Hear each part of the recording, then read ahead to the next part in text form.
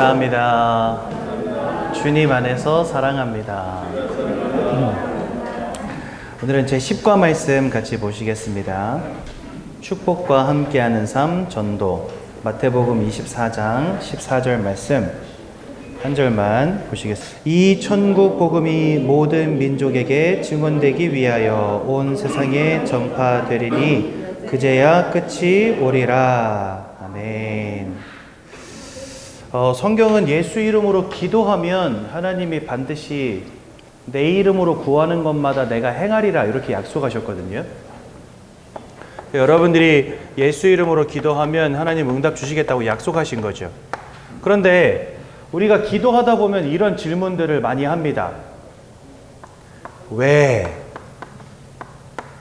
응답 안 하세요, 하나님? 이런 질문 많이 하고요.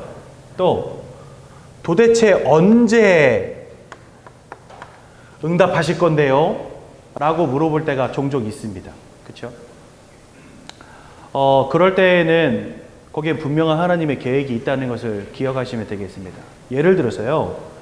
여러분들 어느 날 원치 않는 문제 턱 당했다. 그러면 여러분들 어떻게 되죠? 그때부터? 가슴이 두근두근하고 심장이 두근두근 뛰고, 그렇죠? 이 문제를 어떻게 해결해야 될지 고민하기 시작하겠죠. 백방으로 다니면서 이 문제를 해결하려고 막 노력하겠죠. 그렇죠? 근데 만약에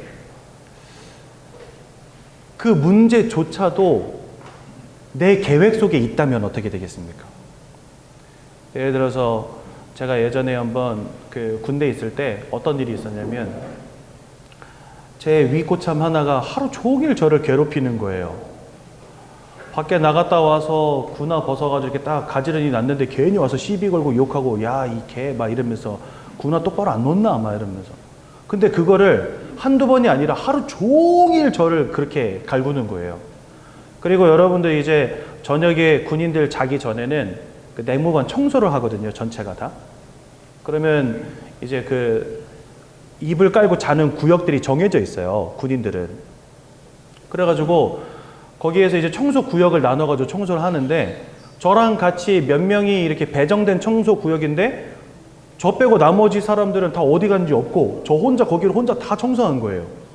근데 청소를 하고 있는데 그 똑같은 고참이 계속 와서 저를 막 계속 갈구는 거예요. 그래가지고 하루 종일 너무 화도 나고 막 짜증도 나고 승질도 나고 그래가지고 죄송한 말씀이지만 고참인데 제가 걸레 집어던지면서 왜 나한테만 그러십니까? 이랬거든요. 그랬더니 니 따라와 이래가지고 니 따라와 이래가지고 이제 갔어요. 갔는데 그 탕비실 비슷하게 뭐가 있냐면은 뭐 이렇게 싱크대부터 시작해가지고 전자레인지며 이렇게 해서 우리가 라면도 끓여 먹고 할 수 있는 그런 공간이 있거든요. 군대 가면 거기로 빨리 오라는 거예요. 너 오늘 죽었다 이러면서 저를 막 끌고 가시는 거예요. 그래가지고 이제 갔는데 문을 탁 여니까 안에서 우리 분대원들이 케이크에다가 촛불 꽂아놓고 기다리고 있었던 거예요. 그날이 제 생일이었어요. 근데 생일인지도 몰랐어. 여러분들 이등병 때, 일병 때는요, 생일인지도 모르고 지나가요, 그냥. 하도 고생되니까, 군생활이. 그러니까 뭐 눈물이 왈칵 나더라고요. 그래가지고 그 고참이 저한테 미안하다고, 오늘 생일이라서 깜짝 파티 해주려고. 그러면은 그냥 일과 끝나고 한 오후 6시쯤부터 갈구든가. 아침 9시부터 하루 종일 갈구니까 사람이 진짜 힘들어 미치겠는 거예요. 여러분, 이렇게 뭔가 계획 가운데 그런 문제들이 있다. 그러면 어떻겠습니까? 우리가 대처하는 방법 자체가 다르겠죠. 여러분들이 기도를 막 하고 있는데 하나님의 응답도 안 주시고 언제 응답이 올지도 모르겠고, 그런데 여러분 여기서 중요한 사실은 뭐냐? 그 문제까지도 하나님의 계획 가운데 있다면 어쩌시겠습니까? 이게 중요한 거죠.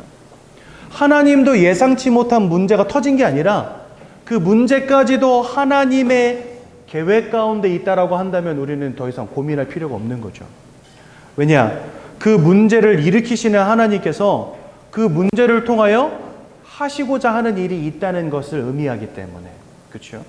그래서 여러분들 기도를 아무리 해도 응답이 되지 않는다. 그럴 때는요. 그곳에 반드시 하나님의 계획이 있다라고 여기시면 됩니다. 그렇죠?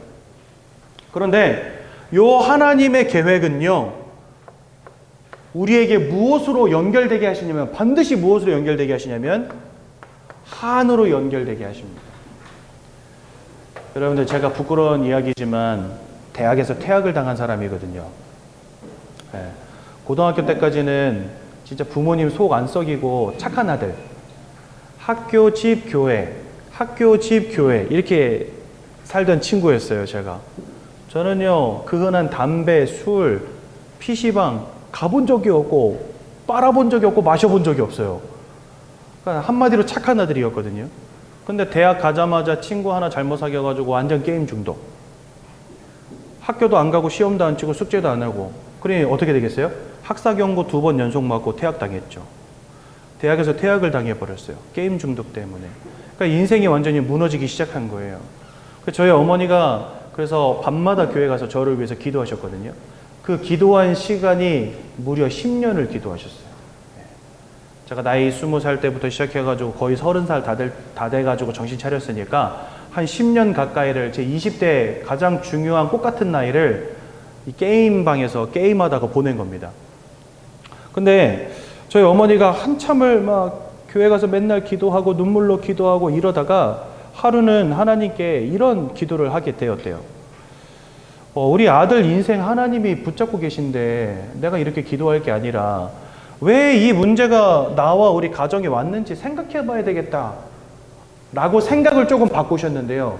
그때부터 뭐가 보이기 시작했냐. 우리 가문이 예수 믿는다 하면서도 여전히 우상 숭배하고 있었거든요. 제사 지내고 있었어요. 예.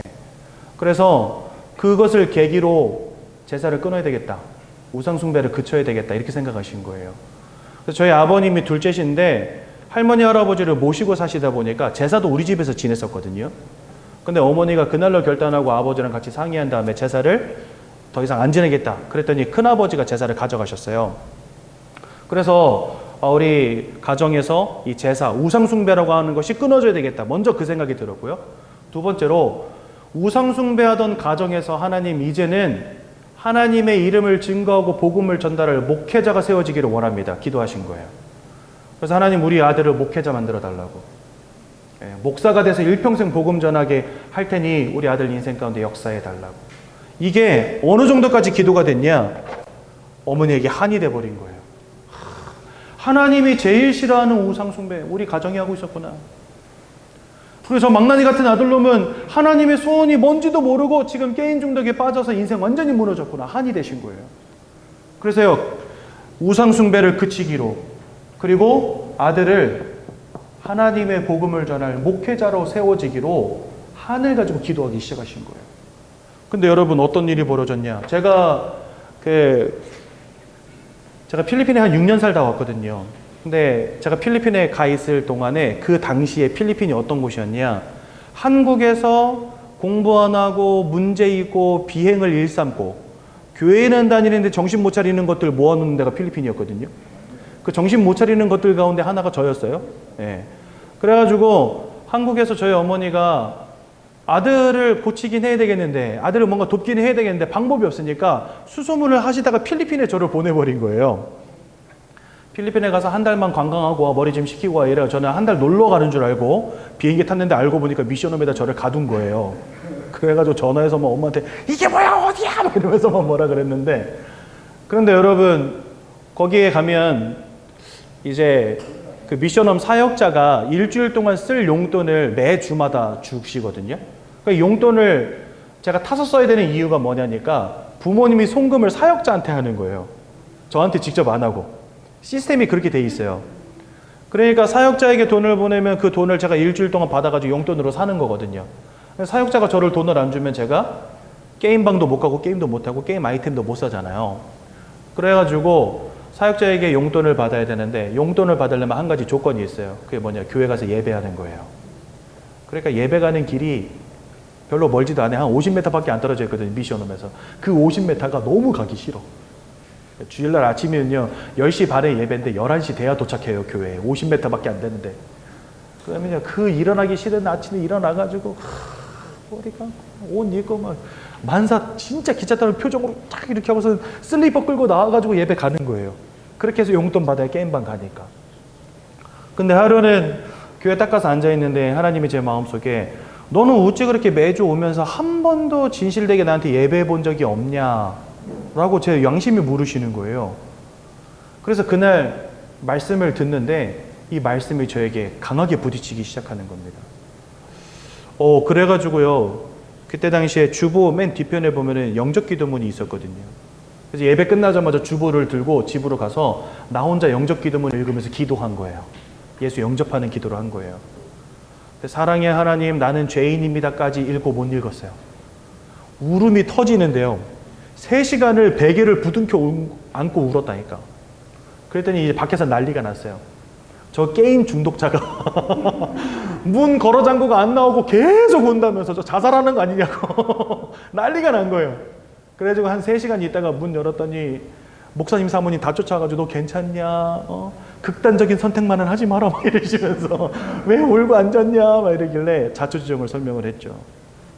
그때 선교사님이 저한테 하신 첫 마디가 뭐냐? 너는 신학해야 된다 이러시더라고요 저한테. 그래가지고 그 이듬해 3월에 신학교에 진학을 한 겁니다. 무려 10년이라는 시간을 저를 붙잡고 놓아주지 않았던 문제인데요. 저희 어머님이 10년을 기도하셨는데 응답이 되지 않았었는데요. 이게 부모님의 한이 되었어요. 그리고 끝까지 기도하니 그것이 응답되어지는 축복을 받게 되었습니다. 여러분들 기도하다 보면요. 응답이 오지 않는 때가 있습니다. 아니, 응답이 오지 않는다고 착각하는 거죠. 사실은요. 언제 응답 주실 겁니까? 왜 응답 안 하십니까? 우리가 물을 때도 있습니다. 그럴 때는 여러분들 뭘 찾으셔야 되냐? 이거 찾으셔야 되는 거예요. 왜 하나님이 나에게 이런 문제를 주셨을까? 이 문제를 통해 하나님은 나에게 원하시는 것이 무엇일까? 이것을 찾는 겁니다. 그런데 그것을 그냥 내 생각대로 찾으면 내 생각대로 응답이 되잖아요. 그래서 이 하나님의 계획을 찾을 때는요, 반드시 말씀을 통해서 찾으셔야 됩니다. 네. 그리고 하나님이 주신 만남을 통해서 찾으셔야 됩니다. 하나님이 주일날 강단을 통해서 무슨 말씀을 주시는지, 그리고 왜 하필이면 나를 예정교회를 만나게 하시고 내 주변에 있는 이런 사람들을 만나게 하셨는지, 이 속에서 하나님의 계획을 찾으셔야 되는 거예요. 무슨 말인지 이해가 되시죠? 그래야지요, 이 속에서 정확한 하나님의 계획이 보이기 시작합니다. 네. 결국은 저희 어머니 기도대로 응답이 다 됐죠. 그래서 저희 가정은 우상 숭배가 끊어지고 오랫동안 40년 가까이 저를 섬기시면서 승복을 입고 사셨던 저희 할머니가 이제 명예권사님이 되시고, 저희 아버님, 어머님 두 분 다 장로님이 되시고, 저는 이제 세계복음화하는 교회 목사가 됐습니다. 결국은 진짜 눈물로 밤을 지새울 수밖에 없었던 인생의 문제 당한 우리 가정이었지만, 하나님은 그 가정을 통해서 하나님의 계획을 성취해 나가는 응답을 주신 것이죠. 여러분들에게 문제가 있다면, 응답되지 않는 문제가 있다면 하나님이 여러분들에게 주시고자 하는 한이 무엇이 발견하시면 됩니다. 끝까지 응답받는 우리 귀한 예전교회 새가족부 성도님들 되시면 참 좋겠습니다.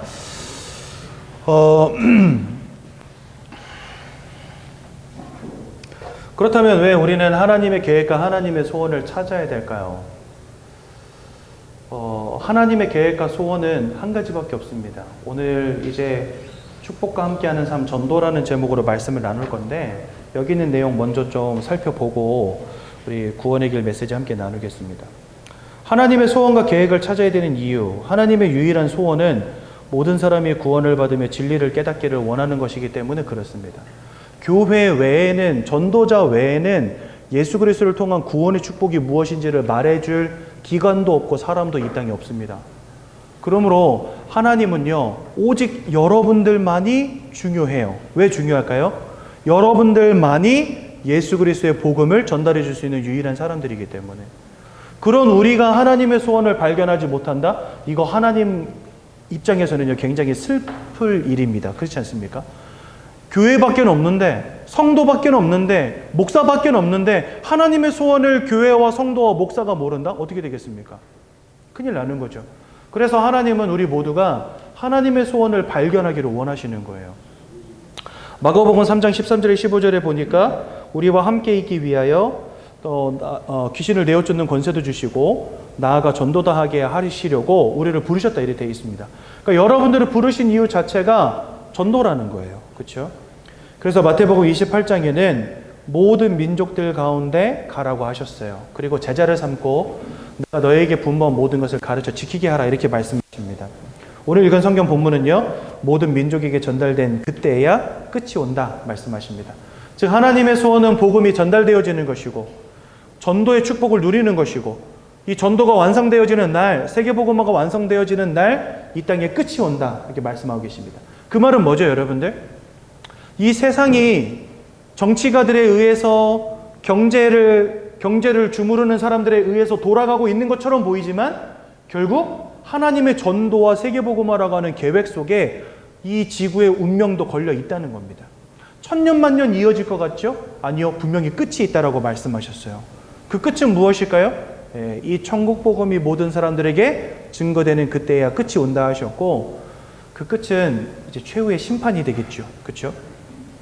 그래서 하나님의 유일한 소원을 알고 인도받는 전도자들의 인생이 되어야 됩니다.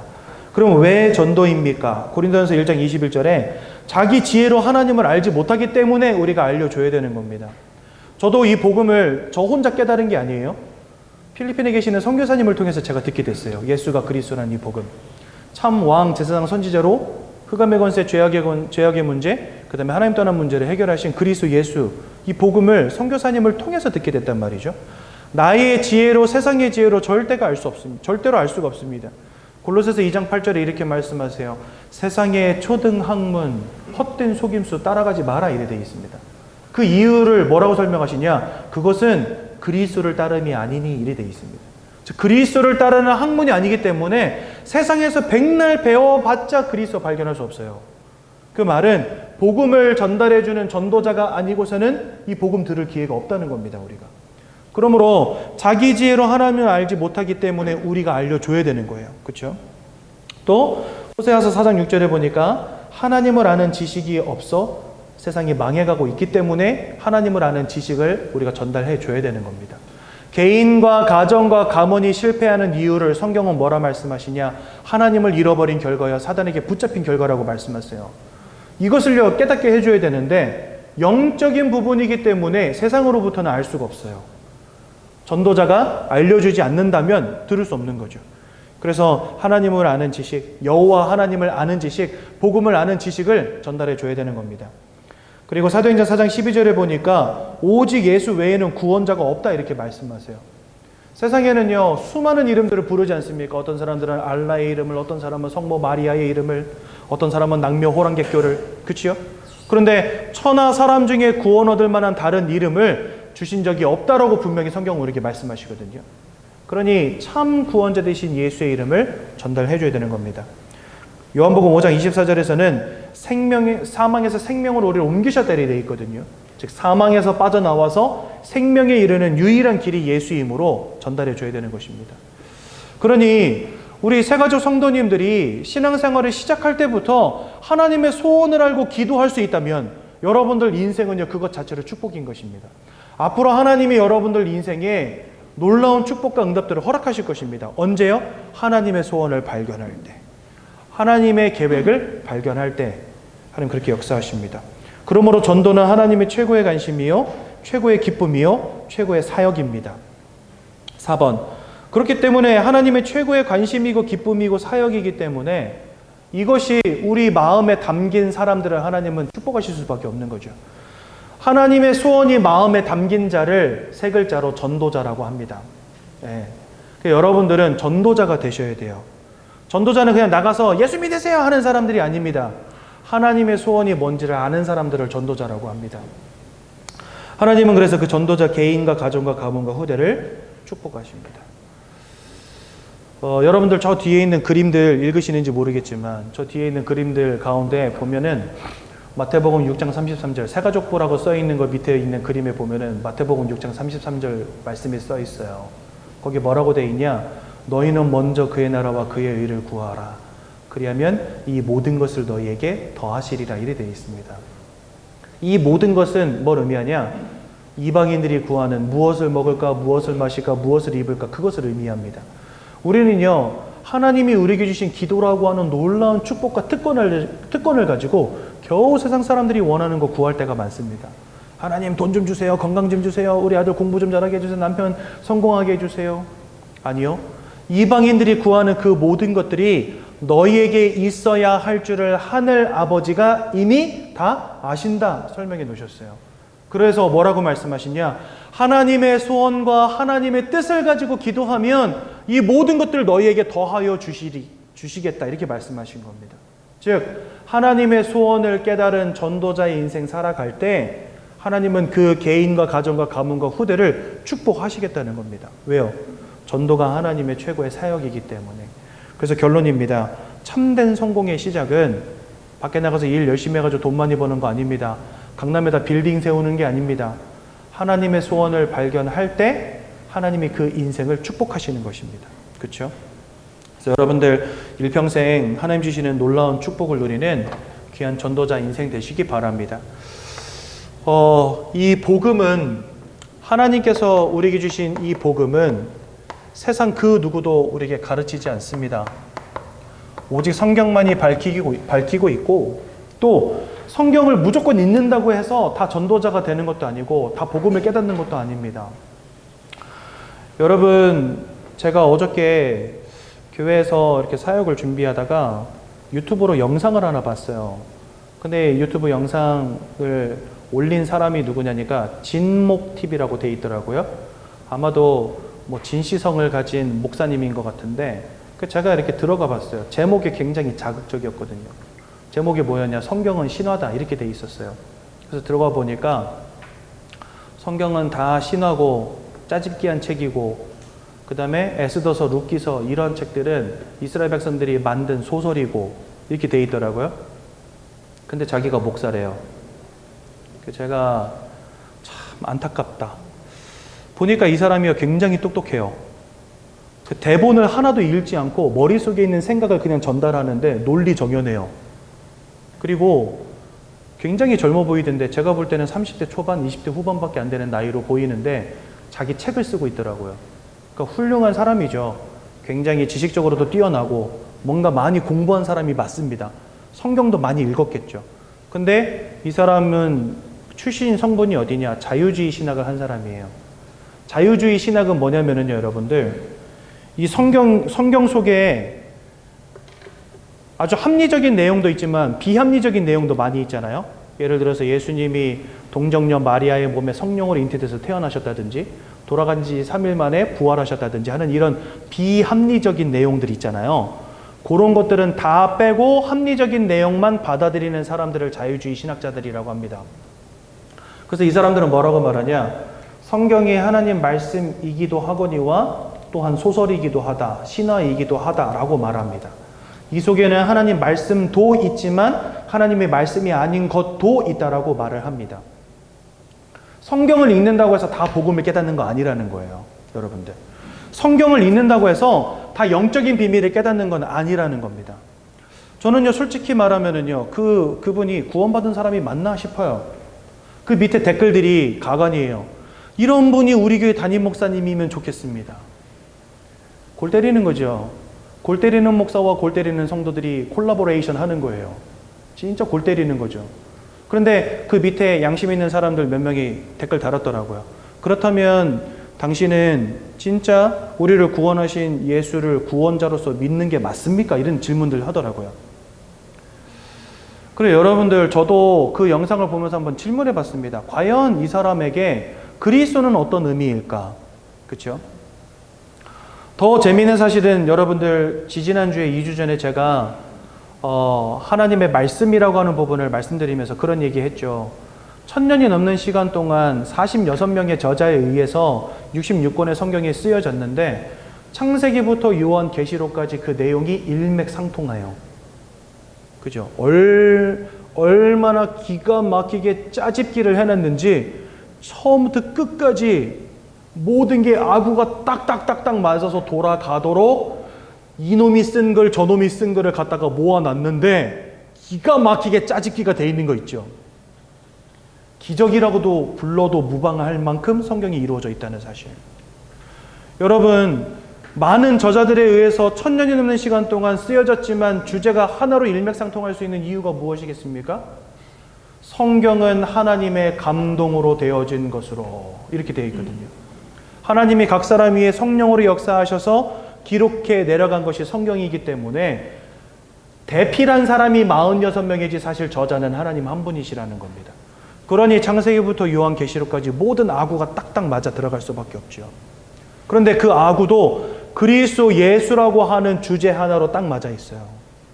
그리고 얼마나 깊은 영적인 비밀들을 담고 있는지 그냥 성경을 읽어서는요 무슨 뜻인지 이해 못합니다. 아까 그 진목TV라는 사람처럼. 그래서 여러분들 이 복음을 여러분들이 깊이 있게 이해한다는 것 자체가 사실은 인생의 중대한 축복인 것입니다. 오늘 저와 같이 말씀을 나누는 가운데 우리가 왜 예수 그리스도의 이 언약을 붙잡아야 되는지 깊이 깨닫는 귀한 날 되시기를 예수님의 이름으로 축원드립니다. 사람이 영적 존재라는 사실 자체를 모르는 거예요. 이 사람이요. 예.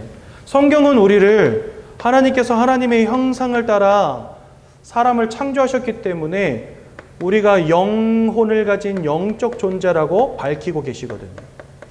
그래서 사람은 특별하게 영적인 행위를 하는 유일한 존재들입니다. 그렇죠? 그렇다면 하나님은 왜 우리를 이렇게 영적 존재로 영적 행위를 하는 존재로 만드셨을까요? 영이신 하나님을 알고 그 하나님과 함께하는 축복 누리게 하시려고 우리를 영적 존재로 만드신 겁니다. 저는 하나님을 한 번도 만나본 적이 없어요. 하나님을 눈으로 확인한 적도 없어요. 하나님의 음성을 들어본 적도 없어요. 근데 저는 하나님이 믿어져요. 이게 왜 가능할까요?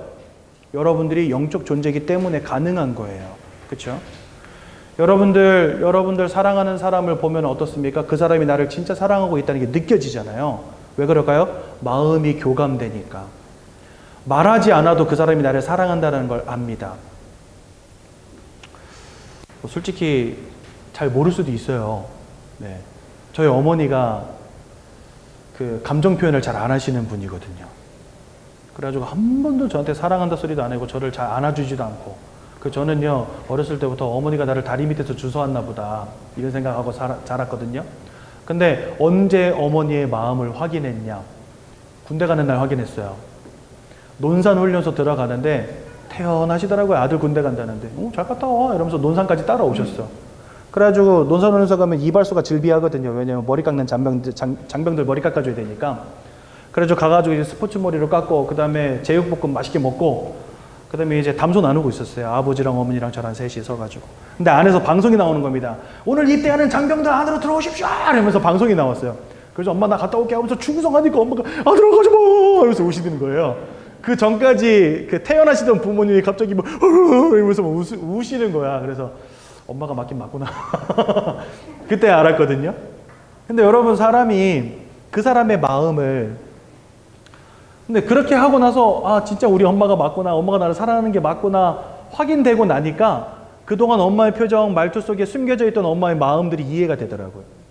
우리가 마음을 가진 존재니까 마음으로 교감하잖아요. 마찬가지입니다. 왜 여러분들을 영적 존재로 만드셨냐? 하나님이 영이시기 때문에 우리가 영적 존재 아니라면 하나님과 함께하는 축복 누릴 수 없어요. 하나님과 교감할 수 없어요. 그래서 하나님은 여러분들을 영적 존재로 만드신 겁니다. 눈에 보이지 않지만 그 하나님을 알 수 있고 믿을 수 있는 존재가 바로 사람이라는 거예요. 또한 사람에게만 하나님과 함께하는 특권을 주셨다는 겁니다. 이 땅을 창조하신 하나님, 생사화복을 주관하시는 하나님과 사귈 수 있는 존재, 교제할 수 있는 존재, 그 하나님과 함께할 수 있는 존재, 인생의 참된 평안과 축복을 누리는 존재로 하나님이 사람을 특별하게 만드셨다는 거죠. 그런데 이 모든 축복을 송두리째 잃어버린 근본적 사건이 벌어집니다. 그게 무엇입니까? 그게 바로 창세기 3장 1절에서 6절에 보니까 하나님을 대적하여 타락한 사단이 아담과 하와를 속여서 하나님 따먹지 말란 선악과를 따먹는 원죄 짓게 만들고 결과적으로 하나님을 떠나는 문제 가운데 빠지게 만들었다라고 성경 우리에게 말씀하십니다. 그래서 사단이 계속해서 원죄를 지은 결과로 하나님이 아담과 하와를 에덴 동산에서 쫓아내시거든요. 에덴 동산이라고 하는 것은 어디냐? 하나님과 함께하는 공간인 것입니다. 근데 거기에서 우리가 퇴출당한 거예요. 즉 하나님과 함께하던 우리가 하나님을 잃어버리게 된 겁니다. 그 결과가 무엇입니까, 여러분들? 첫 번째 요한복음 8장 44절에 보니까 우리가 사탄 마귀에게 사로잡힌 인생이 되었다라고 말씀하십니다. 요한계시록 3장 8절은 죄를 짓는 자마다 이 마귀에게 속한 자가 되었다라고 말씀하십니다. 우리 이것을 두고 뭐라고 말하냐? 세상 말로 운명 사주팔자라 합니다, 여러분들. 뭔가 내 인생에 안 되어지는 문제가 계속 되는데, 뭔가 내 인생에 원치 않는 불행이 지속되어지는데, 구술해도 안 되고, 종교를 믿어봐도 안 되고, 열심히 살아봐도 안 되고, 돈을 벌어봐도 안 되고, 성공해봐도 안 되는 희한한 문제들이 계속해서 우리에게 오게 되는데, 그것을 두고 우리는 운명과 사주팔자라 하거든요. 근데 성경에 보니까 우리 인생의 주관자가 하나님이 아닌 마귀가 되었다라고 설명하세요. 그 말은 뭐를 의미할까요? 맞습니다. 이 마귀가 곧 여러분도 운명 사주팔자의 주관자라는 말과 똑같습니다. 그런데 이 녀석은요, 거짓말장이요 살인자라고 되어 있습니다. 요한복음 10장 10절에 그는 도적이라고 되어 있습니다. 여러분들의 인생으로부터 모든 것을 빼앗고 죽이고 멸망시키려는 영적 존재라 되어 있어요. 그런 존재가 여러분들의 인생을 사로잡고 있으니 여러분들 인생 무너지고 깨질 수밖에 없는 거죠. 그래서 이 마귀에게 사로잡힌 채 우리의 마음과 생각이 다 무너지는 겁니다, 여러분들. 아니, 행복하기 싫은 사람 어디 있습니까? 불행하고 싶은 사람 세상에 누가 있습니까? 근심하고 싶은 사람 누가 있습니까? 즐겁고 평안하길 원하지. 그치요? 근데 내 마음이 자꾸 무너져요. 이 시대가 얼마나 무너지게 됐냐? 전문가들은 앞으로 정신병 시대가 될 거래요. 그죠? 약을 먹지 않으면 분노를 조절하지 못하고 공황장애에 빠지고 근심과 걱정 속에서 우울감에 사로잡히게 되고 그 결과 자살을 기도하기도 하고. 여러분들, 저 얼마 전에 되게 안타까운 기사 하나 봤어요.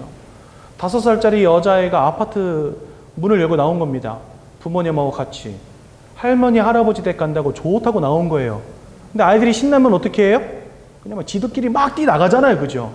그러니까 아파트 문도 엄마 아빠 나오기 전에 이 애가 막 뛰어나간 거예요. 근데 갑자기 하늘에서 사람이 떨어진 거예요. 아이 위로.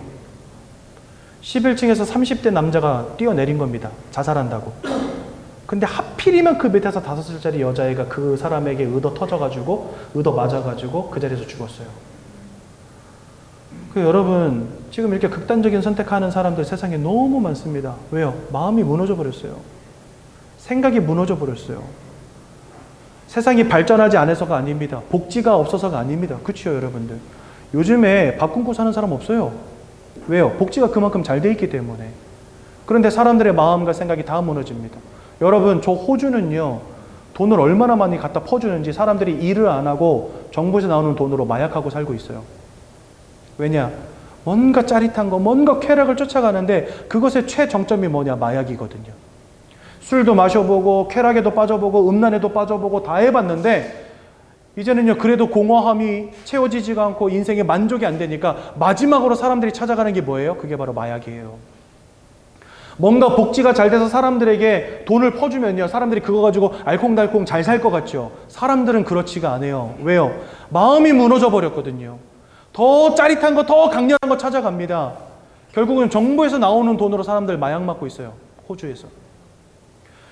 마약하면은요, 감옥에도 집어넣어 놓고 벌금도 때려보고 했는데 사람들이 마약을 못 끊어. 그러니까 요즘에는 어떻게 바뀌었는지 아십니까? 정부에서 주사기를 나눠줘요. 왜 나눠주는지 아세요? 썼던 주사기 계속 쓰면 그게 질병의 원인이 되니까.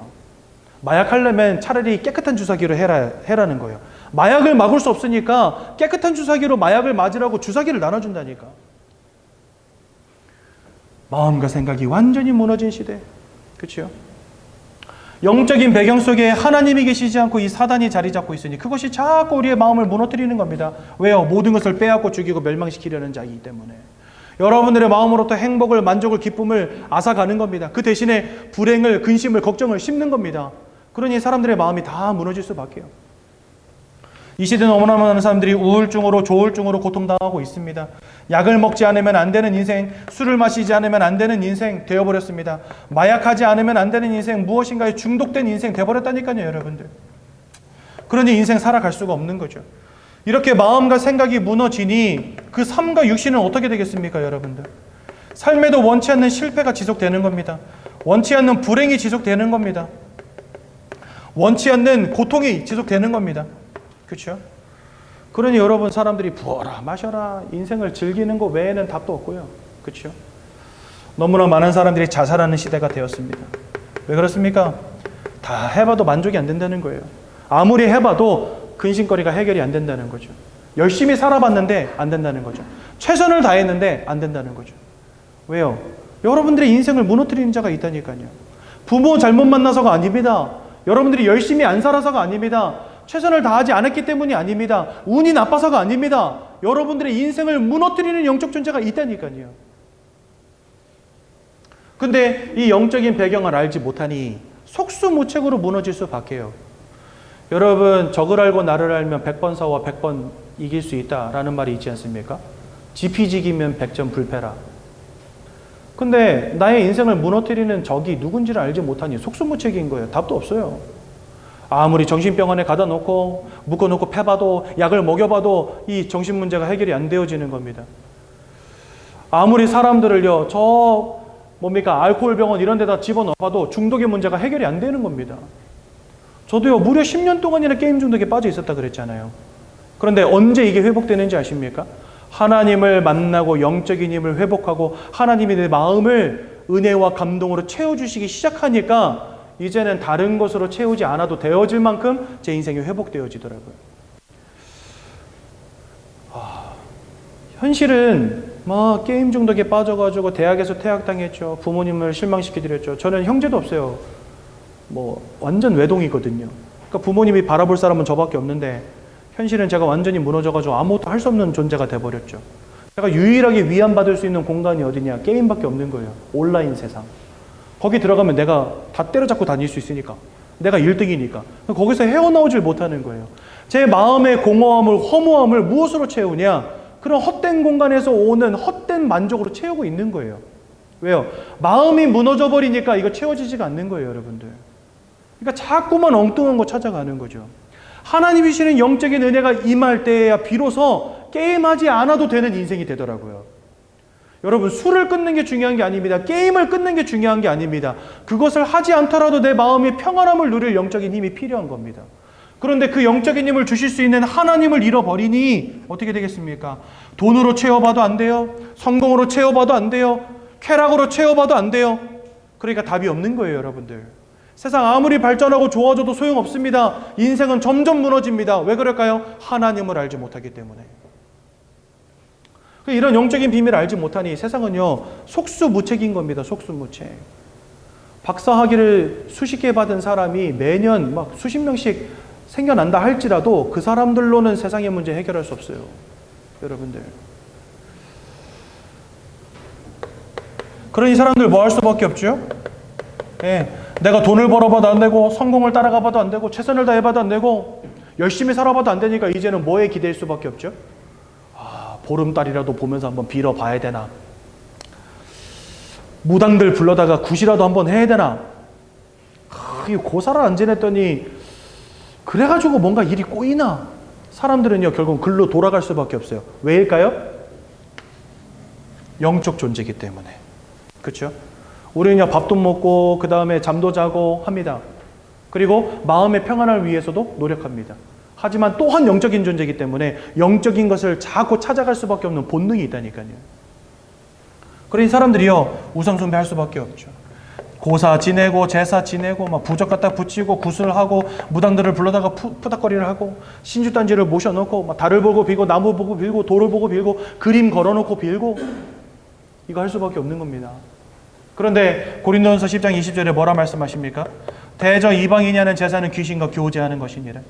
사단 마귀에게 붙잡힌 채 인생이 무너지는 것도 억울해 죽겠는데 뭔가 문제를 해결해보고자 발버둥치는 그 모든 것들이 귀신과 교제하는 것이니라. 그래서 여러분들 에베소서 2장 2절 3절에 이렇게 말씀하세요.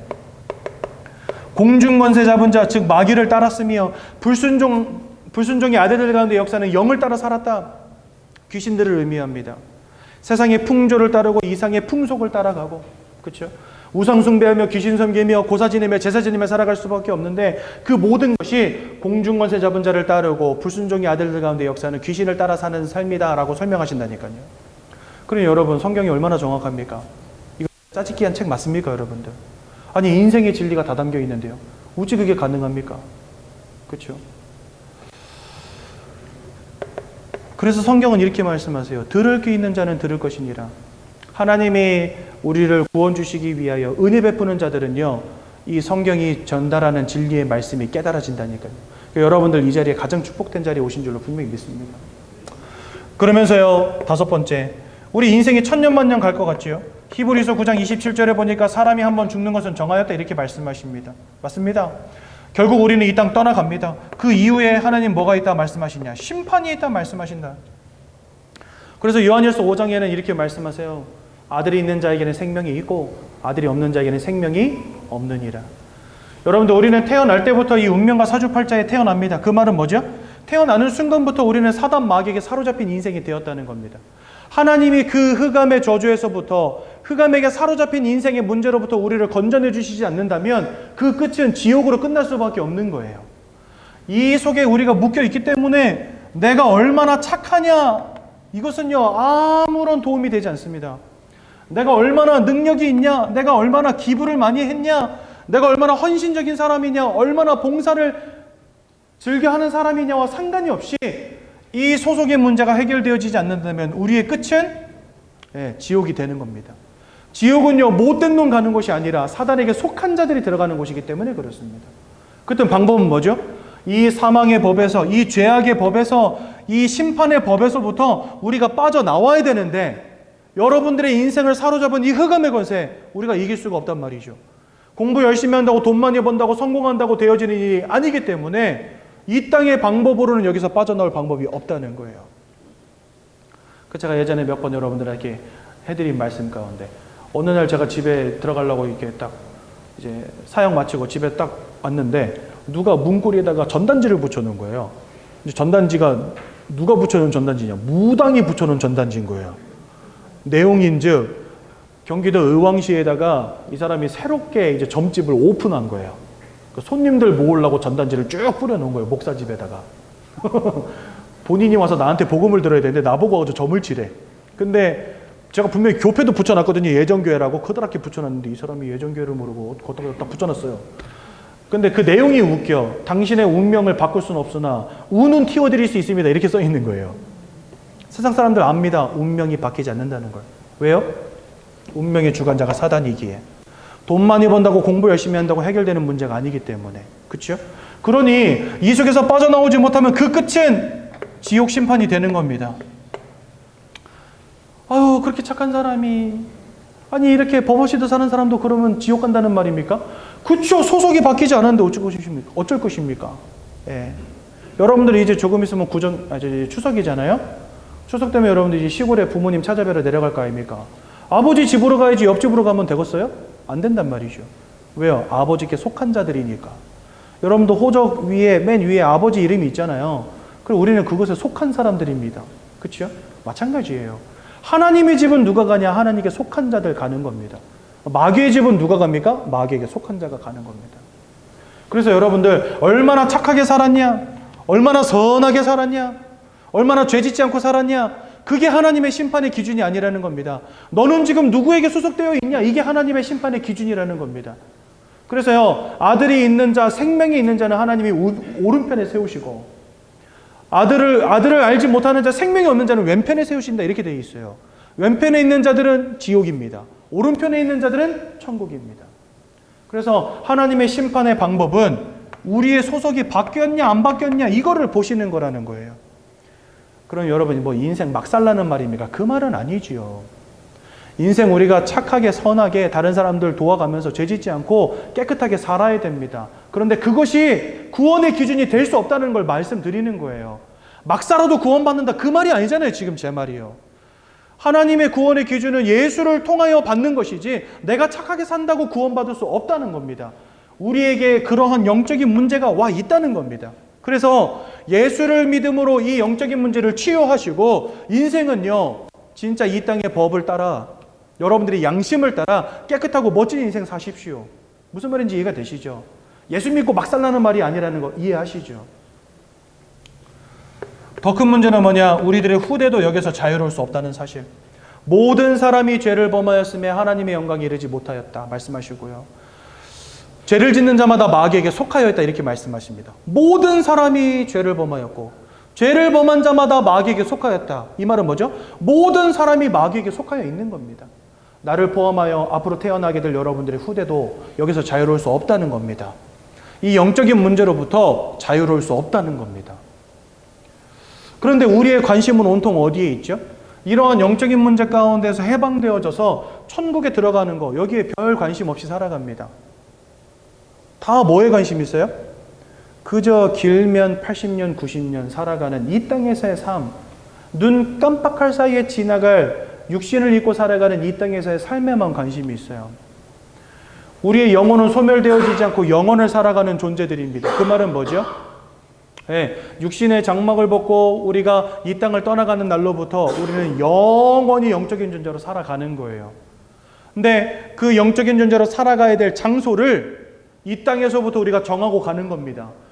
이 땅을 살아가는 동안에 예수를 믿었다면 우리가 들어갈 곳은 천국이 되는 거거든요.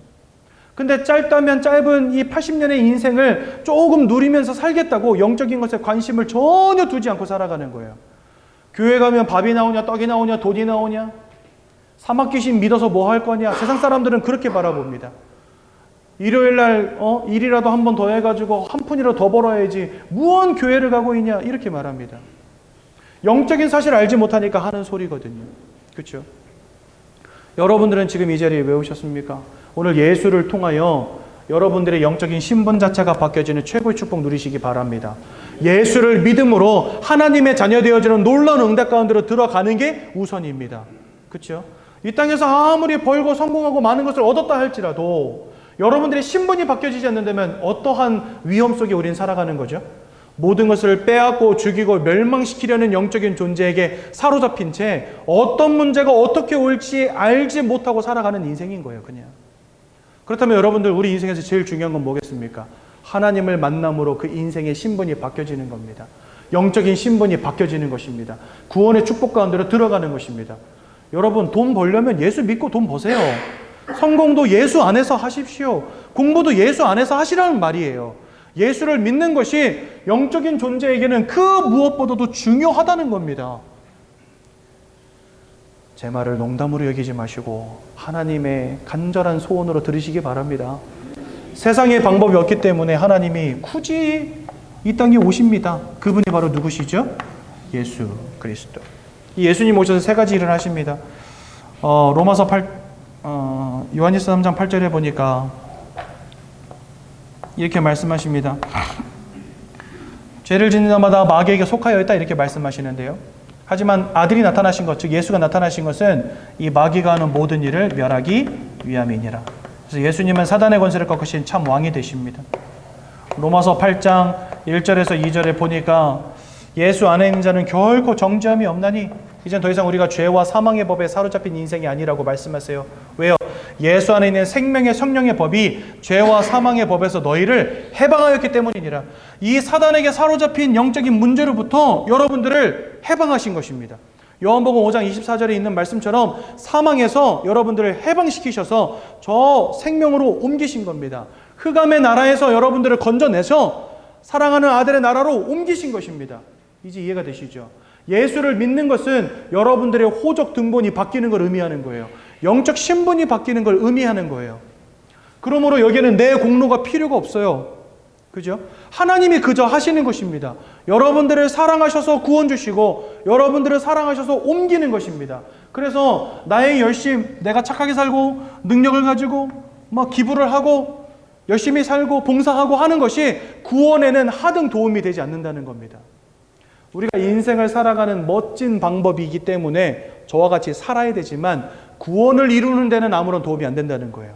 구원은 오직 예수 그리스도로 말미암아 우리에게 성취되는 것입니다. 그래서 예수님은 죄악의 문제를 끝내신 참 제사장이 되시고요. 세 번째로 요한복음 14장 6절에 보니까 내가 길이요 진리요 생명이니 나로 말미암지 않고는 아버지께로 올 자가 없느니라. 즉 하나님을 만나는 유일한 길로서 오신 이가 바로 참 선지자이신 예수. 이분이 이 땅에 오셔서 우리를 위해서 고난당하시고 고통당하시고 모든 보혈을 흘려주시고 우리 위해서 생명을 내어주시고 돌아가심으로 우리 위한 구원을 완성하셨고요.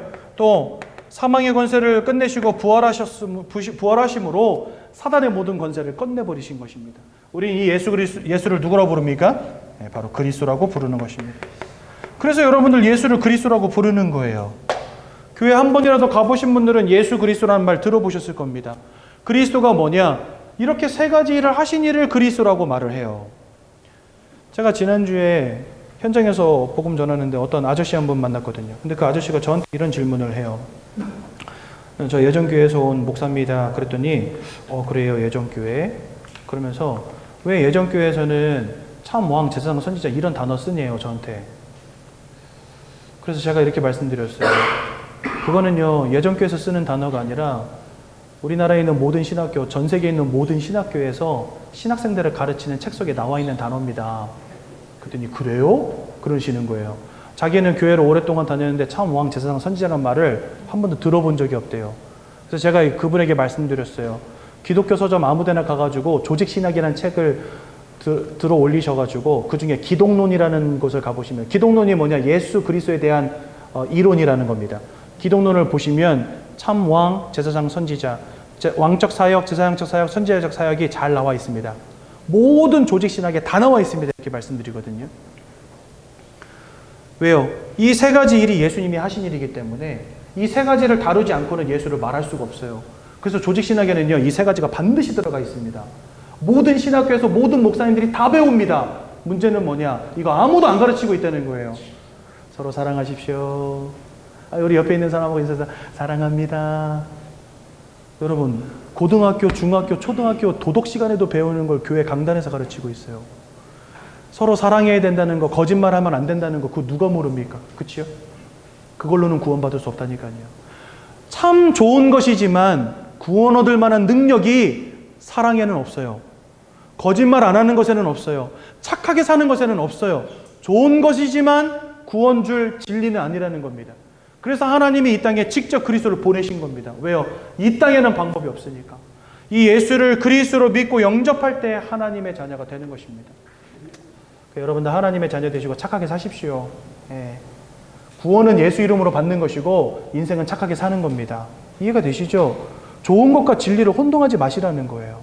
오늘 예수를 그리스도로 마음에 영접하심으로 하나님의 자녀 되시기 바랍니다. 여러분 15페이지 보시면 영접기도문 잘 나와 있거든요. 우리 함께 이 시간 예수님을 마음속에 영접하도록 하겠습니다. 제가 먼저 기도할 때 저의 기도를 따라서 함께 기도하시면 되겠습니다.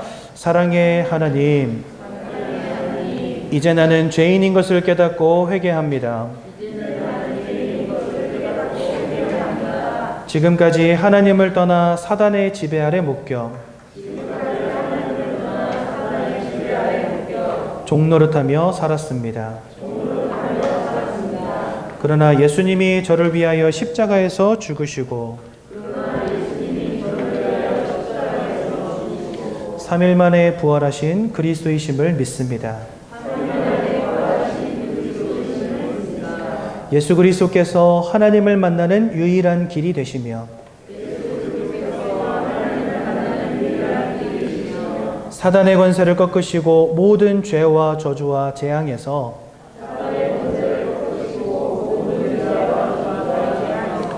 나를 해방하신 그리스도 되심을 믿습니다. 지금 이 순간 내 마음의 문을 열고 예수님을 나의 구주로 나의 주인으로 내 마음에 영접합니다. 나를 구원해 주심을 감사드립니다. 앞으로 하나님의 말씀과 뜻대로 살겠습니다. 지금부터 일평생을 세밀히 인도해 주옵소서. 예수 그리스도 이름으로 기도합니다. 아멘. 제가 기도하고 말씀 마치겠습니다. 하나님, 예수가 그리스도라는 이 복음을 듣게 하신 것 감사합니다. 세상은 깨달을 수 있는 지혜도 없거니와 영적 존재라는 사실 또한 알지 못한 채 속수무책으로 영적 문제 앞에 무너지고 있습니다. 이 땅을 사로잡은 흑암의 역사 가운데에서 고통당하며 죽어가고 있습니다. 그런 가운데 우리를 구원하사 하나님의 자녀 삼아주신 그 은혜에 너무나 감사를 드립니다. 예수를 통해 우리에게 구원이 이미 이루어졌음을 확신하게 하시고 이제는 하나님의 말씀을 따라 하나님 주시는 영적인 힘 가운데 살아갈 수 있도록 우리 새가족 모든 성도님들을 붙잡아 주옵소서. 예수님의 이름으로 기도드렸습니다. 아멘.